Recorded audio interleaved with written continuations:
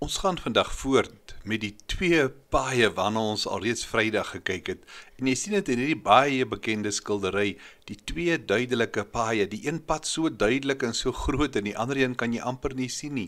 Die Bybel sê dit is die pad van Kain en die pad van Abel. Die Here sê dat hy Abel en sy offer aangeneem het en dat Kain toe kwaad en jaloers geword het. En eendag toe hulle in die veld was, het hy sy broer doodgemaak. Dit was die eerste moord en daardie gesindheid is iets wat nog steeds by mense is, want het kom uit 'n mens se hart. Jakobus 4 vers 1 sê, dit kom van julle selfsugtige begeertes wat gedurig binne in julle woed. Dit het by Kain se hart begin, maar die Here het hom nie daarin gelos nie. Hy het hom gewaarsku. Hy het vir hom gesê, die sonde wag jou in daar buite. Hy wil jou in sy mag kry, maar jy moet oor hom heers. Dit was nog voordat hy die moord gepleeg het, toe het God al reeds geweet wat hy dink. Hy het hom kom waarsku, die sonde wag jou in daar buite. Hy wil jou in sy greep kry, jy moet oor hom heers.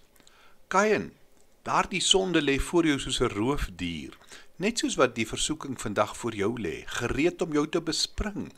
Ons het almal die geneigtheid om dit te doen wat verkeerd is. Soos Kain word ons ook gewaarsku, want ek en jy is tot enige sonde in staat. Na Abel se dood het Kain hom waarskynlik gaan begrawe, sodat niemand daarvan sou weet nie. Maar die Here het vir hom kom vra, Kain, waar is jou broer? Hy het gesê, ek weet nie, moet ek dan my broer oppas? Toe sê die Here hierdie merkwaardige woorde, wat het jy gedoen? Die bloed van jou broer roep van die aarde af na my. Hebreërs 4 vers 13 sê, daar's niks in die skepping wat vir God onsigbaar is nie. Alles lê openbloot voor sy oë en aan hom moet ons rekenskap gee. Die Here het vir Kain kom rekenskap vra. En toe het hy hierdie geweldige oordeel uitspraak gegee. Vervloek is jy dan nou. Verban van die grond af wat gretig die bloed van jou broer uit jou hand opgeslurp het. Wat 'n geweldige straf.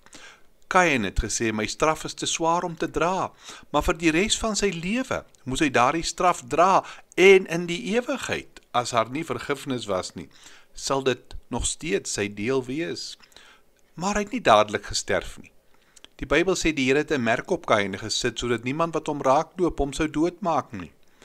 Toe het Kain weg van die Here se teenwoordigheid afgegaan, na die land Nod, oos van Eden. Ek hoop jy kan die woord Eden herken. Hy was so naby aan daardie tuin, maar so ver daarvandaan. Net so is daar baie mense, naby aan die koninkryk van God, maar hulle is nog steeds heeltemal verlore, want hulle is soos Kain op die pad wat geen toekoms het nie. So wat moet ek en jy dan doen? Wat word van ons verwag? Jy sien, jy moet jou bekeer. Jy moet jou van jou sondes af wegdraai, dan moet jy bereid wees om te breek met dit wat jou daarin vashou, jou lewenswyse verander. Tweedens, jy moet na Jesus toe kom, met 'n eenvoudige kinderlike geloof.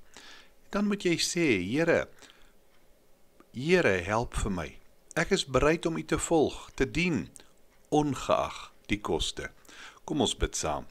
Hemelse Vader, ons wil vra dat U ons sal help om te wandel op daardie smal pad, na die smal weg, die smal poort in Jesus naam. Amen.